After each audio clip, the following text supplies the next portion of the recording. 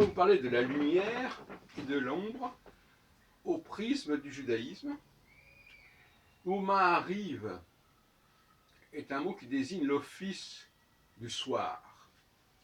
Et il signifie littéralement, il vient de la racine Erev, qui veut dire le soir. Et Ma'ariv, ça signifie celui qui apporte le soir, qui amène la nuit. Et donc on célèbre en fin de compte la tombée de la nuit. Alors, beaucoup de juifs ne savent pas du tout pourquoi on devrait célébrer la tombée de la nuit et souvent ils ne comprennent pas du tout de quoi il s'agit. J'en ai déjà parlé, mais je voudrais mettre les choses en perspective. La nuit, c'est le moment qui nous libère du jour, de la lumière. Donc le Shabbat n'est pas réellement une célébration de la lumière, hein, c'est le moins qu'on puisse dire. Puisque le Shabbat s'ouvre le vendredi soir à la tombée de la nuit, lorsqu'on voit éventuellement les premières étoiles apparaître dans le ciel. Donc le judaïsme n'est pas une religion de la lumière. Le Shabbat, c'est pas du tout la religion de la lumière. Alors, bon, je ne voudrais pas épiloguer trop longuement, mais enfin, il y a souvent de choses à dire à ce sujet. D'abord parce que le soir, la nuit, la vue est moins importante.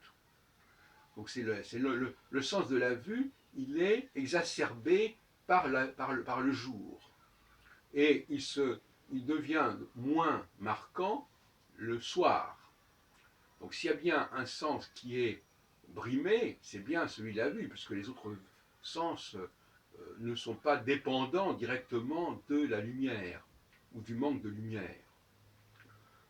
Et vous savez que dans la Genèse, il est beaucoup parlé, il y a d'ailleurs une formule très connue, fiat lux, que la lumière soit, et donc quelque part c'est quelque chose que les Elohim apportent à l'humanité, cette humanité qui à mon avis n'a pas été créée par les Elohim, enfin c'est pas si simple que cela en tout cas, apportent à l'humanité, ils apportent la lumière qui manquait, alors que cette humanité vivait dans les ténèbres et dans le chaos si on veut.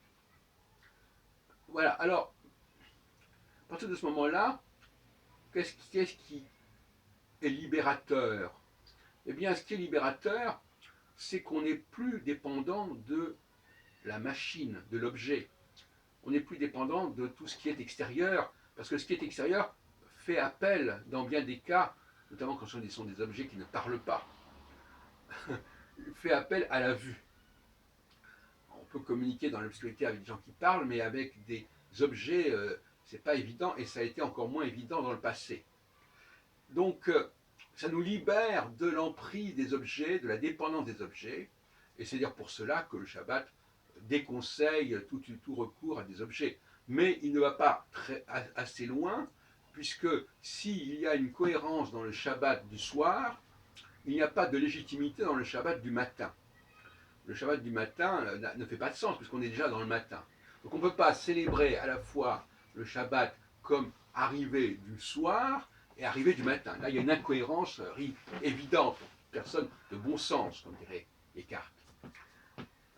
D'autant plus qu'on voit bien que le matin, on se sert on va lire la Torah, alors que ce n'est pas prévu le soir, ou le soir ça pourrait être effectivement des paroles comme ça, des chants, etc. Mais là, c'est vraiment la lecture de la Torah. On sort les rouleaux de la Torah le samedi matin et on va les lire. Donc, on est dans une démarche de la lecture et donc de la lumière. Et ça n'est pas suffisamment explicite dans les discours des rabbins, dans les sermons des rabbins, pour ne pas parler d'autres cas de figure. L'esclave qui doit travailler avec des objets, il a besoin de la vue. Donc quelque part, quelqu'un qui perd la vue, c'est quelqu'un qui n'est plus en mesure, qui n'est plus dans l'obligation de se servir des objets et de servir les objets, de servir la machine. Plus généralement, le fait de ne pas voir, ça oblige à passer dans un processus, je dirais presque subconscient. Par exemple, un pianiste qui ne peut pas voir son clavier ou qui le voit dans une sorte de pénombre, il est obligé de faire appel à une sorte de, de vue un petit peu subconscient, vous voyez ce que je veux dire? C'est-à-dire qu'il voit sans voir. Ce sont ses doigts qui voient, mais je veux dire qu'il fait appel à un registre de sensorialité plus subtil que celui qui est en œuvre, qui est à l'œuvre en période de lumière et de jour. Voyez-vous?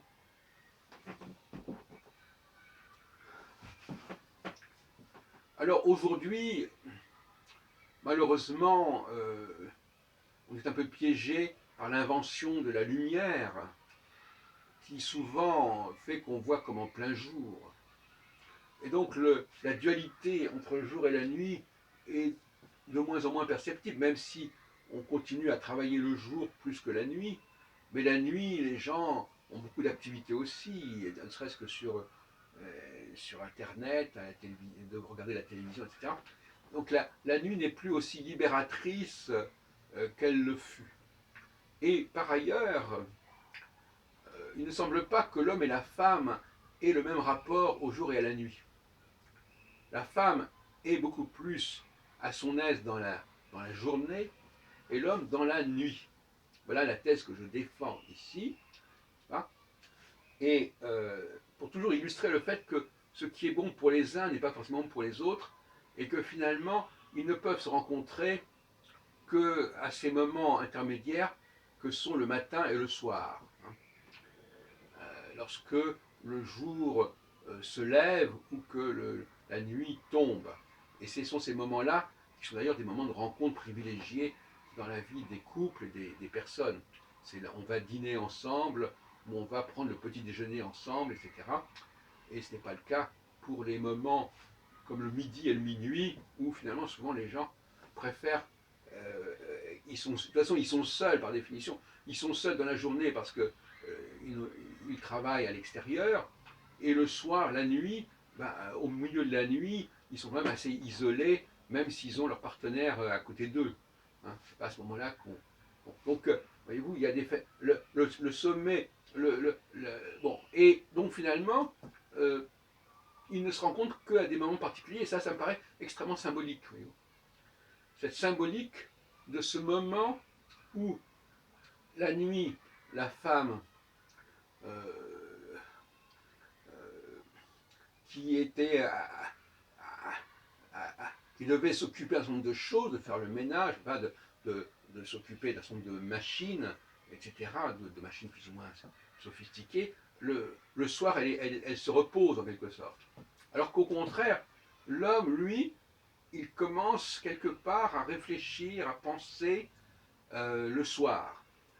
Et donc, les temps d'épanouissement, les temps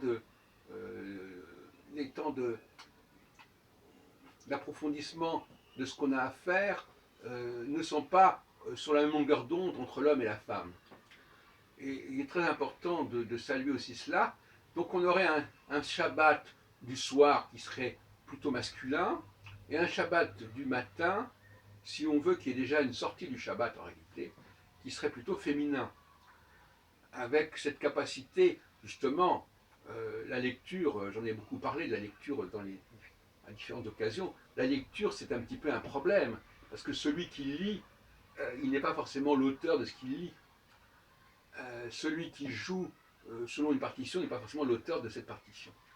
Et donc finalement la femme étant souvent quelqu'un qui a besoin d'un support, elle a besoin de la lumière pour pouvoir déchiffrer à la fois le support et éventuellement l'instrument qui est en rapport avec ce support, alors que l'homme, lui, on lui demande avant tout de produire, de créer, donc d'élaborer quelque chose de nouveau. Et donc par conséquent, il n'est pas au stade de la lecture, puisqu'il est au stade de l'écriture, et même pas de l'écriture, il est au stade de la dictée à la limite, puisqu'il faut distinguer, moi je pense qu'il faut rétablir la notion de dictée, c'est-à-dire de dictée, c'est-à-dire que la femme prenne le jour en dictée ce que l'homme a pensé la nuit, par exemple. Voyez-vous, pour prendre une expression un petit peu caricaturale, C'est comme ça qu'il faut voir. Et à ce moment-là, il y a une bonne répartition des... L'homme qui, à la fois, l'homme qui écrit, au fond, il prend la place de la femme. Il joue sur les deux tableaux. Et ça déséquilibre. Donc l'homme ne doit pas écrire, et même Nietzsche dirait presque qu'il ne doit même pas savoir écrire ni lire, de façon à laisser à la femme du travail. Comme on dit autrefois, je crois aux États-Unis, ils disaient si tu fais ça, j'ai plus de travail. Donc chacun doit faire ce qu'il a à faire. Et moi je suis tout à fait d'accord pour que, dans le domaine de la musique, qui est un de mes domaines privilégiés, je n'écris pas ma musique et je l'enregistre, effectivement, mais je laisse à d'autres l'opportunité de la transcrire, de la transposer. Ça me paraît beaucoup plus sain. Il ne s'agit pas de tirer la couverture à soi et de vouloir tout faire. Et donc finalement, autrement, on a d'un côté des actes, des comportements automatiques de lecture de ce qui a été écrit. D'autre part, on a des gens qui composent, mais qui également mettent par écrit. Et donc finalement, il y a une espèce de hiatus. Il vaudrait mieux qu'il y ait 3 temps. Le temps de la conception, qui ne passe pas par l'écriture, de l'élaboration, de l'impulsion initiale, même en musique, j'appelle le matériau sonore. Deuxième temps, le temps de la dictée, c'est-à-dire que la personne prend en note, mais la dictée, c'est très créatif, la dictée, parce que ça veut dire mettre par écrit, ça veut dire discerner les notions qui sont orales et les séparer, les structurer, c'est pas rien. Et d'ailleurs, beaucoup de gens aujourd'hui en sont parfaitement incapables. La plupart des interprètes sont incapables de prendre en dictée une musique qui serait jouée devant eux. Bon. Et donc finalement, il y a cette capacité, il faut développer dans les conservatoires cette capacité à déchiffrer et à décoder ce qui est de l'ordre de l'oralité, à le transcrire, c'est le rôle du scribe, et c'est un rôle qui n'est pas le même que celui de quelqu'un qui va déjà utiliser ce qui a déjà été écrit et transcrit. Donc voyez-vous, il y a une espèce de squeezing qui fait que le rôle intermédiaire entre l'oralité et celui qui lit le texte, il n'est même pas conscientisé clairement. Voilà donc ce que je voulais vous dire. Il y a une leçon à tirer du Shabbat qui est largement oubliée. Et j'ai évoqué tout à l'heure une théorie qui peut évidemment choquer certains, à savoir que, selon moi, les Elohim, qu'il ne faut pas du tout confondre avec Yahvé, les Elohim, et ça je reproche beaucoup au livre de prière juif, de confondre le Dieu d'Israël, du peuple hébreu, et le créateur du monde, le Melech Olam, c'est pas du tout les mêmes entités, ça n'a rien à voir. Le monothéisme ne doit pas être le monopole d'une idée unique de Dieu. D'ailleurs, quand dans le schéma Israël, on dit Adonai on dit, en fin de compte, à mon avis, on dit Yahvé et Elohim Echad, il y a un truc qui a disparu. Et non, l'unité, c'est une fiction, généralement d'ailleurs, c'est une fiction. Quand on parle d'unification, c'est que les choses ne sont pas unies. Donc il y a une unité qui est assez virtuelle, je dirais d'une certaine manière, et toujours précaire. Donc